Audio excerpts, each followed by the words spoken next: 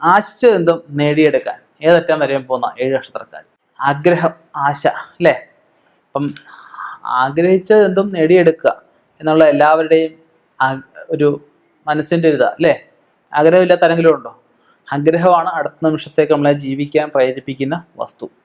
അപ്പം നമ്മൾ ആഗ്രഹിച്ച് നേടിയെടുക്കാൻ എന്ത് വേണം? സാമ്പത്തികമാണ് നേടിയെടുക്കേണ്ടതെങ്കിൽ നമുക്ക് അതിനനുസരിച്ച് കഷ്ടപ്പെടണം. വിദ്യാഭ്യാസമാണെങ്കിൽ അതനുസരിച്ച് കഷ്ടപ്പെടണം. തൊഴിലാണെങ്കിൽ അതനുസരിച്ച് കഷ്ടപ്പെടണം. കഷ്ടപ്പെടാതെ ആരും ആർക്കും ഒന്നും കൊടുക്കത്തില്ല. ഒരു കിടന്ന് കരയുന്ന കുഞ്ഞിനായാൽ പോലും ആ കുഞ്ഞ് കിടന്ന് അലറി വിളിച്ചെങ്കിലേ ഒരു അമ്മ വന്നാലും പാല് പോലും കൊടുക്കത്തുള്ളൂ. കരയുന്ന കുഞ്ഞിനേ പാലുള്ളൂ എന്നൊക്കെ പണ്ടുള്ളവർ പറയാറുണ്ട്. അപ്പോൾ നമുക്ക് ആഗ്രഹിച്ച വസ്തുക്കൾ എന്തായാലും, ഏതറ്റം വരെ പോയാലും, എന്ത് ചെയ്താലും, എന്ത് നന്മ ഒന്നും നോക്കത്തില്ല. ഭഗവാൻ കൃഷ്ണൻ പറഞ്ഞ പോലെ തന്നെ മാർഗ്ഗ ലക്ഷ്യത്തെ സാധൂകരിക്കുന്നു എന്ന് പറഞ്ഞതുപോലെ തന്നെ ഇപ്പം എല്ലാ വിഷയങ്ങളും തട്ടിത്തെറിപ്പിച്ചായാലും അവനവൻ അത് നേടിയെടുക്കണമെന്ന് ഉദ്ദേശിച്ചിട്ടുണ്ട്. ചിലപ്പോൾ 1 രൂപയായിരിക്കും നേടിയെടുക്കാനുള്ളത്. ആ 1 രൂപയ്ക്ക് ചിലപ്പോൾ 9 രൂപ കളഞ്ഞു വരും. പക്ഷെ ആ 1 രൂപ അവർ നേടിയെടുത്തിരിക്കും. അപ്പം അങ്ങനെയുള്ള 7 നക്ഷത്രക്കാരാണ്. നമുക്ക് ആ നാളുകളിലേക്കൊന്ന് കിടക്കാം. ആദ്യം അശ്വതി. അശ്വതിയുടെ നാള് വിശേഷം ഞാൻ പറയാൻ നിങ്ങൾക്ക് എല്ലാവർക്കും അറിയാം. അശ്വതി മിക്ക നാളുകൾ, ഞാനെന്നല്ല ഏതൊരു ജ്യോതിഷനാലും പറയുമ്പോൾ അശ്വതി നാളുകൾക്ക് ഒരുപാട് ഗുണങ്ങളുള്ള നാളാണ് അശ്വതി നാള്.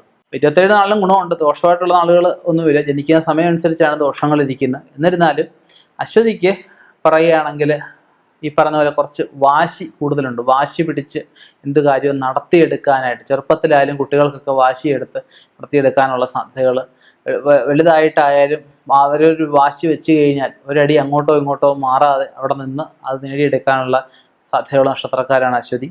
അല്ല, അടുത്ത മകയിരം. മകയിരത്തിന് കുറച്ച് കുരുട്ടുബുദ്ധി ഏതൊക്കെ പറയാനുണ്ട്.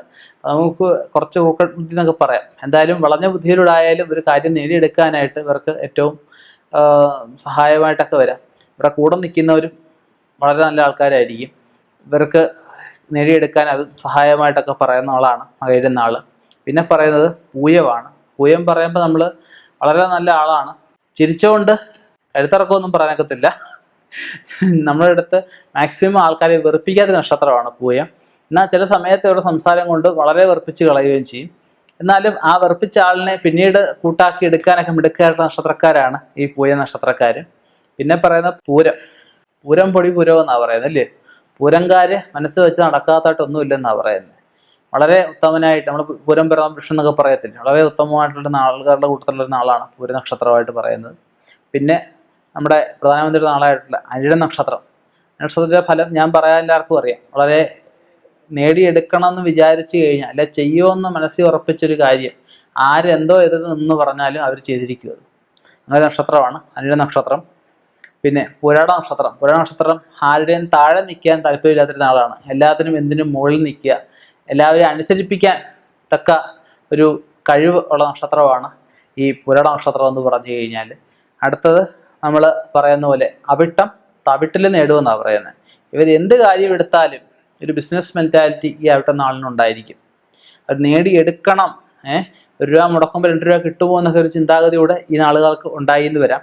അപ്പം ഞാനീ പറഞ്ഞ 7 നാളുകൾക്ക് മാത്രമല്ല മറ്റുള്ളവർക്കും ഇങ്ങനെയുള്ളൊരു ചിന്താഗതി ഉണ്ടായിന്ന് വരാം. പക്ഷെ അതൊക്കെ അവരുടെ സ്വഭാവത്തിൻ്റെയും ജാതകത്തിൻ്റെയും കൂടെ അനുസരിച്ചിരിക്കും.